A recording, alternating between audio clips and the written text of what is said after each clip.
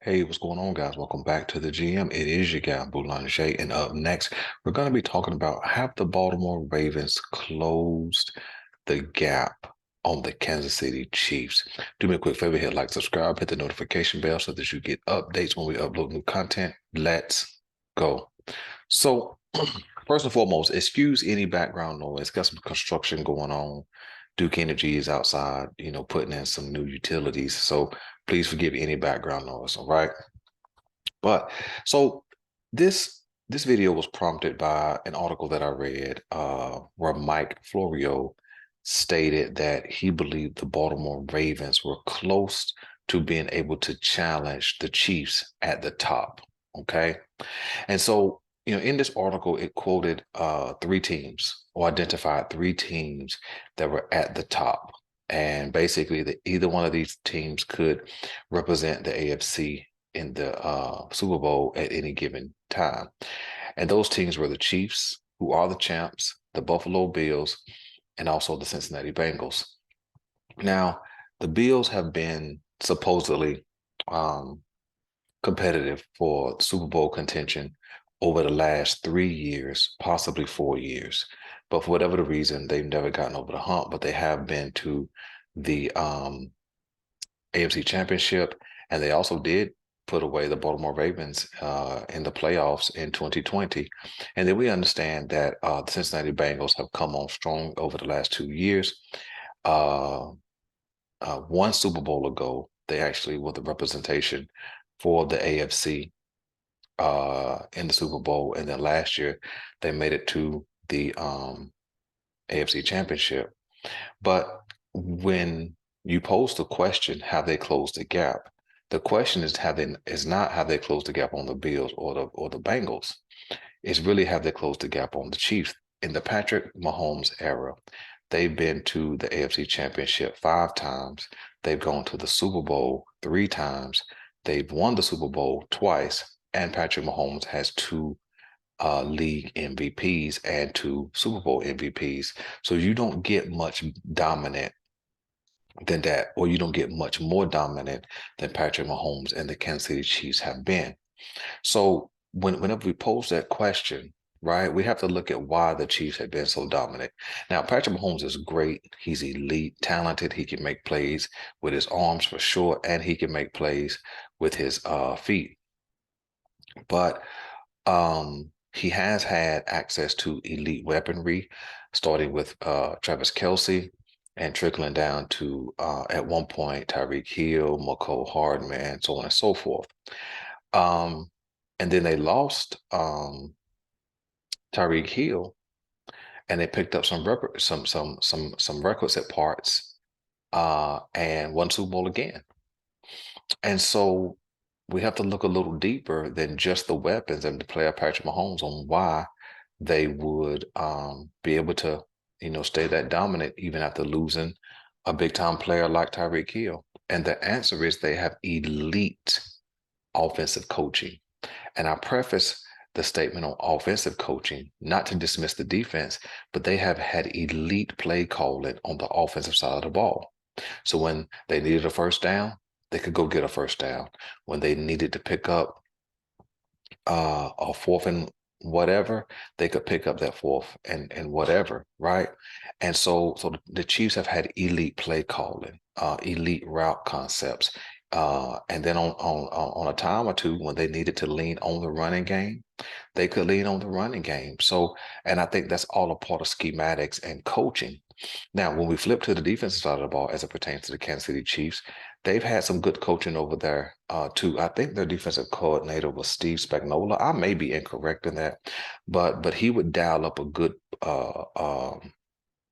scheme depending on their opponent here and there and get the job done. When an edge rusher needed to go make a play, he would dial up a play for the edge rusher to go get home and close out the game. So the Chiefs have been dominant because they have had elite level coaching. Now they've had elite level play.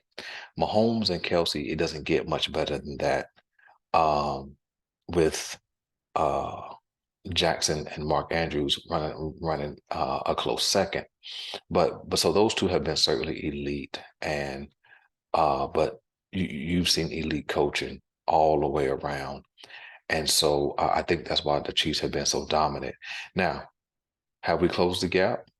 Well, considering that we made the playoffs, had a first round exit, and they won the Super Bowl, I don't know. Um, I think we've added some significant talent offensively. With Beckham and Aguilar and Zay Flowers. I think it certainly is the best receiving corps Lamar Jackson has had. I think our tight end room is the best in the league um, collectively. And I think our running game has been consistently elite. And so I think offensively, we are in the best position we've ever been to keep up on the offensive side of the ball. And we've been able to keep up, but it's only been when Lamar Jackson has had to be a superhero Sunday after Sunday after Sunday. He had to rush for 80 plus yards and throw for 2 touchdowns and rush for another one in order to be offensively productive. And then when Lamar breaks down, the offense broke down. But I think with new coaching, a new system, a new schema in place, I think we certainly have the potential to be able to put offense on the board at a record pace. All right.